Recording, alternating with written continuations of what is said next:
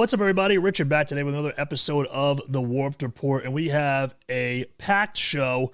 All these news bits that I have today are coming directly from Lambgo. They just seem to be the fountain of news this week. So on this show today, we're going to go over the Remembering Never vocalist and his health battle. We're going to look at a couple of tours that are going to be coming up. Fearless Records signed a new band.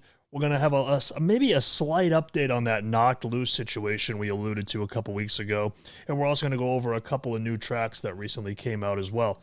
So without further ado, let's dive in. So as I said, the first story that I wanted to go over today was Remembering Never and 𝗧𝗛𝗪 frontman Peter Kowalski, who has given us all an update on his health status after being first diagnosed with stage 3 colon cancer back in early 2020.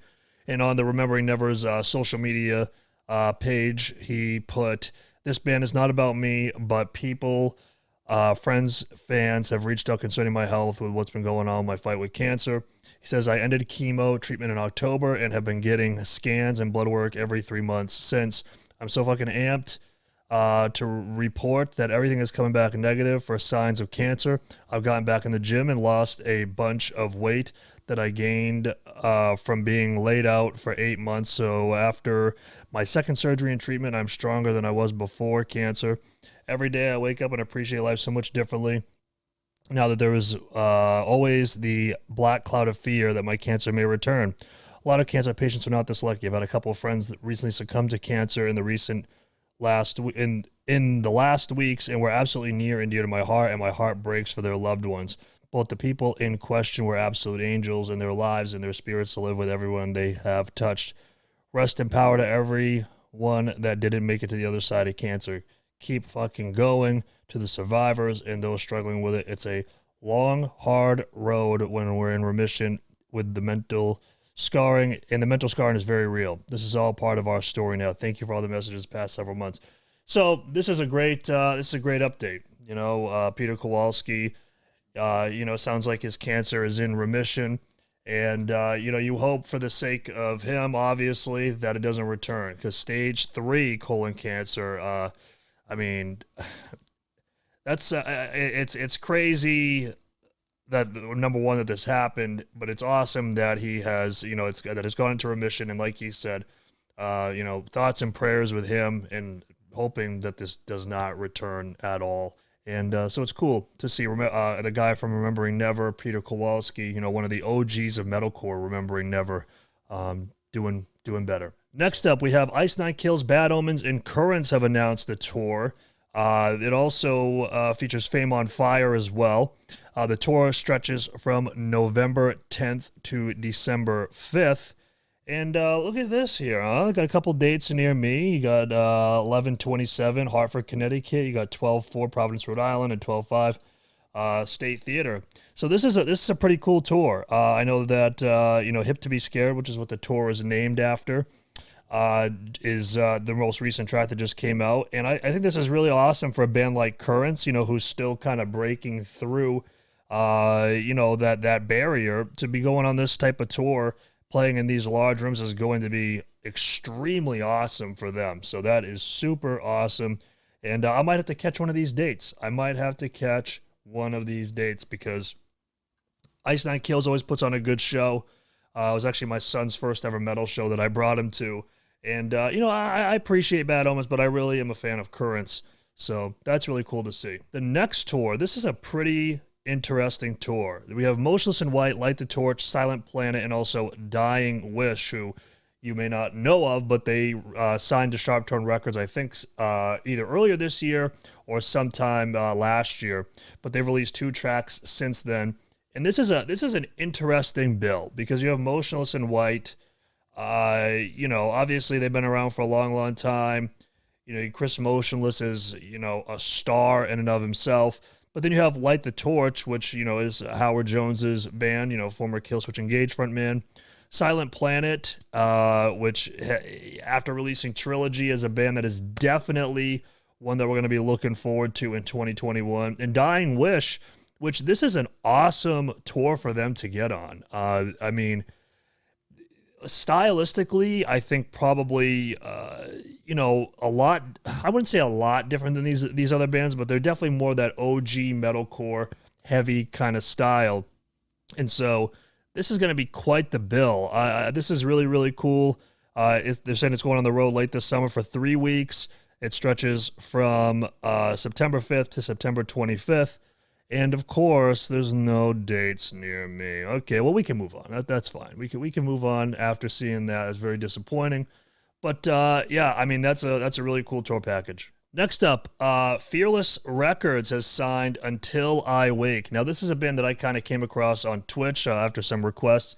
And these guys really offer up, you know, that hard rock, metalcore, like kind of that intersection right there. Very solid, you know, not necessarily my thing, but this is really cool to see a band that kind of came up. I think they were on Dreambound, where a lot of their music came out. And, you know, they're based out of Buffalo. And I guess that this is going to be the bridge between their self-titled EP and their upcoming album. So it makes you wonder if this track will be on the album. But this is definitely like, you know, this song here, Nightmares. This is definitely like their coming out party of being signed to Fearless Records. So congratulations to them.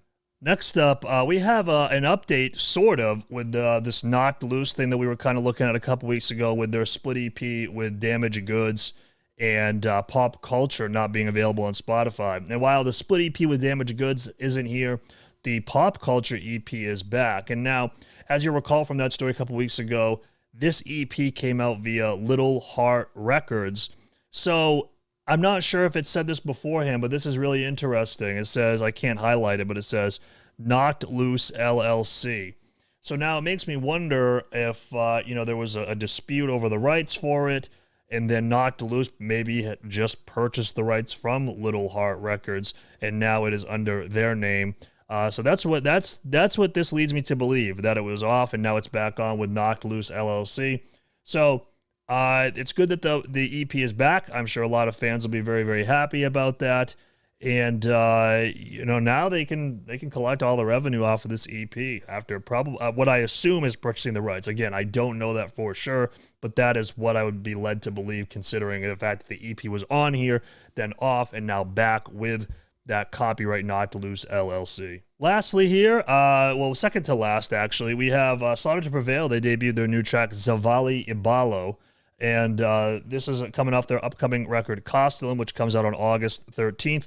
And this track here was probably, honestly, my favorite single to date off of this record. And that includes Agony, Demolisher, Baba Yaga, and now this one.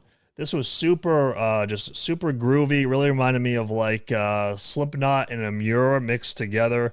You know, it's just a personal preference. Like, I like blast beats and stuff like that. And this song certainly had that.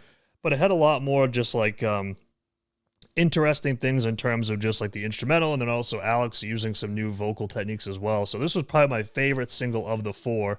And if I had to rank all four of them, I'd probably go at number 4, Demolisher, number 3, Baba Yaga, number 2, Agony, and number 1, 𝗧𝗪𝗪 𝗪𝗧. And I know that's going to probably, you know, some people are going to be like, what? Demolisher isn't your favorite? Just to me, like, a song like that is cool. Just doesn't have that re-listenability factor for me personally. And lastly, I really wanted to cover this because, believe it or not, guys, I never listened to Under Oath. I never did. I just never did. I don't really have a reason as to why. Just never happened. And so over on my channel, I did a reaction to Damn Excuses, and this was a heavy, fun, kind of reminded me of like, you know, some old school metalcore, but then like that first riff in this song really reminds me of like some old Of Mice and Men. And this is their first single. This is their first new music since 2018. And I think that this is really, really cool. And their keyboardist, Chris Dudley, comments on the track, and he says, this song came out of nowhere for us. In hindsight, it probably stems emotionally from the anxious that a year of isolation will give you, and the wanting to explode feeling came out with zero effort. It was therapeutic. This is us ready to get back into a loud room with sweaty people and experience something real together. So this song was awesome. Like I said, OG metalcore. I like that old Of Mice and Men kind of flavor. Sick breakdown as well. And this was an awesome introduction to the band. And now I have to go further down the rabbit hole of what is, I don't know how many, probably close to 2 decades at this point of the band. With that said, everybody, thank you guys so much for watching this week's episode of The Warped Report. Comment down below. Let me know what you think of these last, these singles here with Under Oath and 𝗧𝗪𝗪 𝗪𝗧.